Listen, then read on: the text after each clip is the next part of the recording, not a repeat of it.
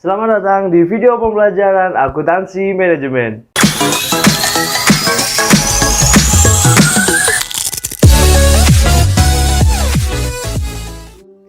Perkenalkan, nama saya Fernanda Bagas Pramudia. Pada kesempatan kali ini, saya akan membawakan materi mengenai harga pokok proses.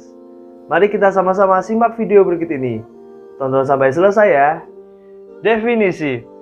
Metode harga pokok proses merupakan metode pengumpulan biaya produksi bagi perusahaan yang mengolah produknya secara massal berdasarkan departemen atau pusat biaya. Metode harga pokok proses biasanya digunakan oleh perusahaan yang menghasilkan produk yang sama atau homogen dan melalui serangkaian proses yang sama. Karakteristik metode harga pokok proses. Yang pertama ada produk yang dihasilkan merupakan produk standar. Yang kedua, produk yang dihasilkan dari bulan ke bulan sama dan bersifat kontinu. Yang ketiga, kegiatan produksi dimulai dengan diterbitkannya perintah produksi atau production order yang berisi rencana produk standar untuk jangka waktu tertentu. Yang keempat, biaya produksi dikumpulkan untuk setiap proses selama jangka waktu tertentu. Yang kelima, pengumpulan biaya produksi ditentukan per departemen produksi dan per periode akuntansi. Untuk perhitungan harga pokok produksi atau biaya produksi persatuan, itu total biaya produksi selama periode tertentu dibagi dengan jumlah produk yang dihasilkan pada periode tersebut. Selanjutnya ada penggolongan biaya produksi. Penggolongan biaya produksi langsung dan tidak langsung seringkali tidak diperlukan. Selanjutnya ada unsur biaya yang dikelompokkan dalam BOP. BOP terdiri atas biaya produksi selain PBB atau biaya bahan baku, biaya bahan penolong atau BPP, dan PTK baik langsung maupun tidak langsung. BOP sendiri dibebankan kepada produk atas dasar biaya yang sesungguhnya terjadi. Nah, sangat bermanfaat sekali bukan setelah kita bersama-sama mempelajari mengenai metode harga pokok proses. Apalagi buat teman-teman semua nih ya akan mencoba sebuah usaha. Nah, selanjutnya kita langsung saja nih ke contoh soal. Kurang afdol bukan kalau misal kita belum mencoba menghitungnya langsung. Namun sebelumnya perkenankan saya untuk menampilkan sedikit cuplikan video mengenai hasil wawancara saya di sebuah UMKM di Purwokerto. Yuk, mari kita simak video berikut ini. Cekidot. Pengrajin gula kelapa Ngudi Lestari terletak di Jalan Kalisalak RT 1 RW 4 Kecamatan Kebasen, Banyumas, Jawa Tengah. Ngudi Lestari bergerak pada produk gula Jawa yang terbuat dari olahan kelapa. Terdapat 11 karyawan, di antaranya 3 laki-laki dan 8 perempuan. Berikut merupakan peralatan yang digunakan dalam produksi ini, yaitu 2 wajan besar, penyaring, pengaduk kayu, serok, cetakan, dan mesin pengaduk yang berasal dari tenaga bensin. Bahan-bahan yang digunakan pada produksi ini yaitu ada gula pasir, air nira, dan gula petani. Biasanya biaya overhead pabrik digunakan untuk biaya plastik, kardus, kayu peti, listrik, dan PDAM. Setiap hari dilakukan 4 kali produksi dari jam 9 pagi sampai jam 1 siang. Dan biasanya menghasilkan 6 kuintal gula Jawa dalam 1 hari produksi atau sebesar 150 kg dalam sekali produksi. Berikut merupakan proses pempackingan biasanya dilakukan oleh 2 orang. Packing dalam plastik biasa berisi 40 batang dan dalam kardus biasanya berisi 10 atau 20 kg. Dan 1 kilogram gula Jawa dihargai sebesar 16.000 per kilo.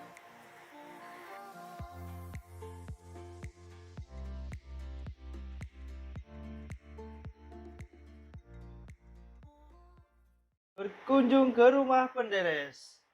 Di Desa Kebasen merupakan desa sentra penghasil gula kelapa. Banyak penduduknya yang bekerja sebagai penderes. Pohon kelapa biasanya milik beberapa orang yang disewakan untuk para penderes. Berikut merupakan peralatan yang biasanya digunakan oleh para penderes. Ini merupakan tempat produksi para penderes. Sebelum dipasarkan ke pabrik maupun dijual langsung ke konsumen. Penderes ini masih menggunakan peralatan tradisional seperti ember, pawon, arit, cetakan dari kayu, dan lain-lain. Setiap produksi menghasilkan sekitar 10 kg dan langsung dipasarkan hari itu juga. Nah, selanjutnya kita masuk ke contoh soal. Berikut merupakan data-data yang saya peroleh dari hasil wawancara di pengrajin Ngudi Lestari pada periode bulan November 2021. Yang pertama, kita lihat biaya bahan bakunya sebesar Rp150.720.000. Yang kedua ada biaya bahan penolong sebesar Rp51.400.000. Biaya tenaga kerjanya sebesar Rp11.880.000 dan total biaya produksinya sebesar Rp176.772.420.000. Nah, selanjutnya jumlah produk jadinya yang dihasilkan selama bulan tersebut adalah sebesar 18.000 kg. Lalu produk dalam proses pada akhir bulan dengan angka penyelesaiannya sebagai berikut. PBB-nya ada 100%, BPP ada 100%, PTK-nya ada 50%, dan BOP-nya ada 30%. Nah, selanjutnya kita masuk ke perhitungan biaya produksi per satuan. Bisa kita lihat ya teman-teman semuanya, di sebelah kita ada tabel. Nah, yuk kita bahas satu persatu. Yang pertama ada biaya bahan baku dengan total biaya Rp150.720.000 dan diperoleh unit ekuivalensi sebesar 18.800 dan biaya produksi persatuannya sebesar 8.017. Selanjutnya ada biaya bahan penolong dengan total biaya Rp51.400.000 dan diperoleh unit ekuivalensinya sebesar 18.800 dan biaya produksi persatuannya sebesar 2.734. Selanjutnya kita lihat ada biaya tenaga kerja dengan total biaya Rp11.880.000 dengan diperoleh unit ekuivalen sebesar 18.400 dan biaya produksi persatuannya sebesar 631. Nah, yang terakhir terdapat biaya overhead pabrik dengan total biaya Rp14.110.000 dengan unit ekuivalensinya sebesar 18.240 dan biaya produksi persatuannya sebesar 773. Nah, kita bisa peroleh nih totalnya dengan yang pertama total biayanya secara keseluruhan sebesar Rp176.772.400.000 dan biaya produksi persatuannya sebesar 12.115. Nah, sebelumnya unit ekuivalensi itu diperoleh dari mana sih? Nah, yuk kita bahas dulu nih cara mencari unit ekuivalensi. Unit ekuivalensi diperoleh dari produk jadi selama satu periode ditambah dengan produk dalam proses selama satu periode dikalikan dengan angka penyelesaian yang telah diketahui. Sebagai contoh, unit ekuivalensi biaya bahan baku dengan produk jadinya sebesar 18.000 ditambahkan dengan produk dalam prosesnya sebesar 800 dikalikan dengan angka penyelesaiannya sebesar 100% dan menghasilkan unit ekuivalensi sebesar 18.800. Nah, selanjutnya sebagai contoh yang lain nih, unit ekuivalensi biaya tenaga kerja. Kita lihat biaya produk jadinya sebesar 18.000 ditambahkan dengan produk dalam prosesnya sebesar 800 dan lalu dikalikan dengan angka penyelesaiannya sebesar 50% dan menghasilkan unit ekuivalensi sebesar 18.400. Nah, mungkin teman-teman bisa coba menghitungnya sendiri ya, sesuai dengan produk jadi dan produk dalam proses yang telah diketahui sebelumnya. Selanjutnya kita masuk ke harga pokok produk jadi dan harga pokok persediaan produk dalam proses. Mungkin kita bisa bahas dulu dari harga pokok produk jadi.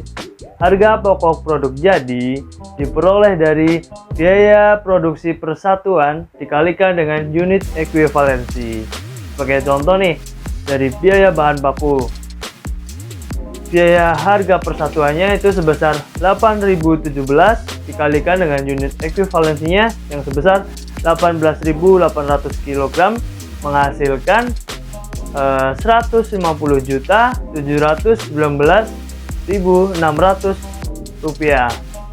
Dan selanjutnya dari biaya bahan penolong dengan biaya produksi persatuannya sebesar 2.734 dikalikan dengan unit ekuivalensinya sebesar 18.800 kg menghasilkan sebesar 51.339.200 rupiah.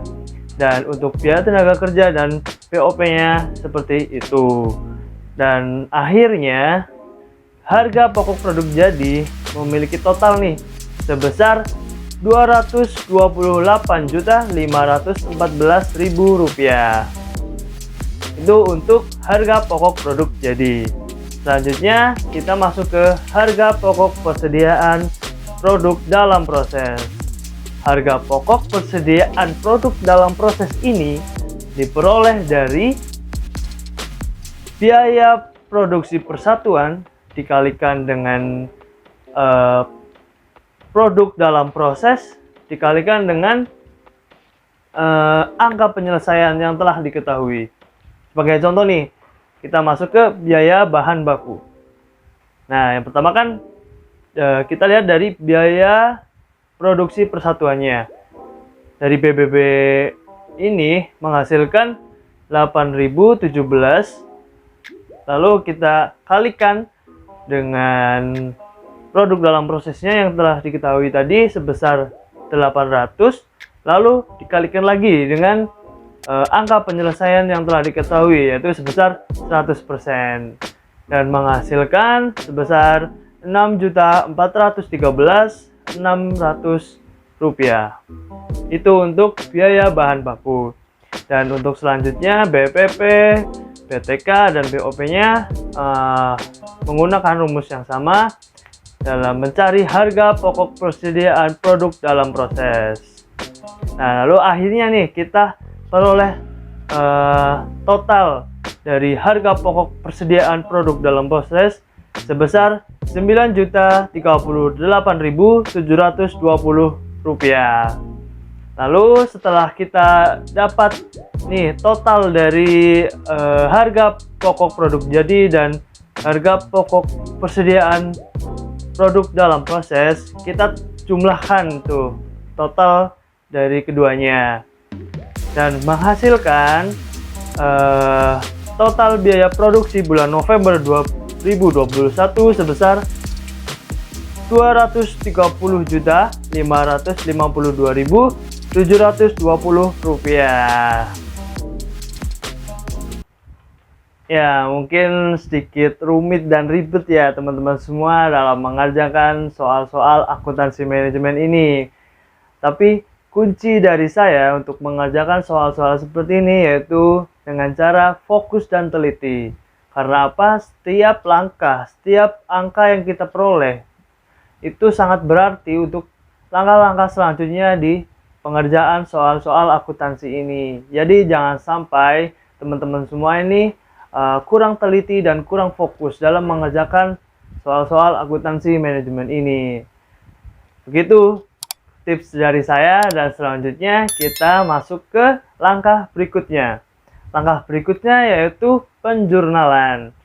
Dari tahap ini atau dari metode harga pokok proses diperlukan 6 jurnal. Yang pertama ada jurnal untuk mencatat biaya bahan baku. Yang kedua ada jurnal untuk mencatat biaya bahan penolong. Yang ketiga ada jurnal untuk mencatat biaya tenaga kerja. Selanjutnya yang keempat itu jurnal untuk mencatat biaya overhead pabrik. Dan yang kelima ada jurnal untuk mencatat harga pokok produk jadi yang ditransfer ke gudang. Dan yang terakhir ada jurnal mencatat harga pokok persediaan produk dalam proses yang belum selesai diolah pada akhir bulan November 2021. Nah, mungkin kita bisa bahas nih satu persatu dari jurnal yang telah kita sebutkan tadi. Yang pertama, jurnal untuk mencatat biaya bahan baku. Untuk debitnya diperoleh dari barang dalam proses dan biaya bahan baku. Dan untuk kreditnya diperoleh dari persediaan bahan baku.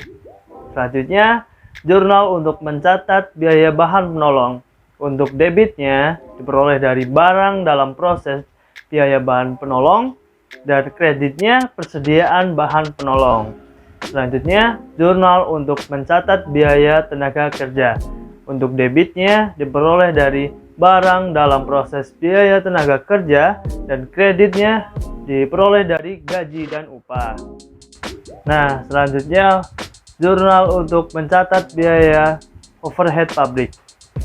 Untuk debitnya diperoleh dari barang dalam proses BOP dan kreditnya diperoleh dari persediaan rekening yang dikredit.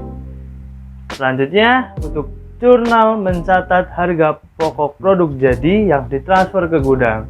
Nah, untuk jurnal ini diperoleh dari perhitungan harga pokok produk jadi yang telah kita hitung sebelumnya.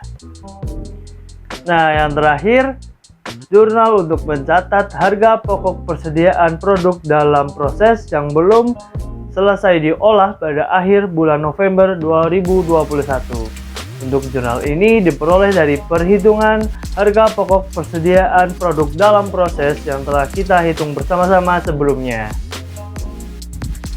Setelah kita selesai menuliskan penjurnalan, berakhir pula semua tahapan dalam perhitungan menggunakan metode harga pokok proses di pengrajin Yudi Lestari pada periode November 2021. Dari saya mengucapkan terima kasih untuk teman-teman semua yang telah memperhatikan hingga selesai. Semoga apa yang telah saya berikan bisa bermanfaat untuk teman-teman dalam mempelajari akuntansi manajemen ini. Lalu dari saya memohon maaf sebesar-besarnya apabila banyak tutur kata yang kurang berkenan dan penjelasan dari saya yang kurang bisa dipahami. Sekali lagi, terima kasih banyak dan jaga selalu kesehatannya di masa pandemi seperti sekarang.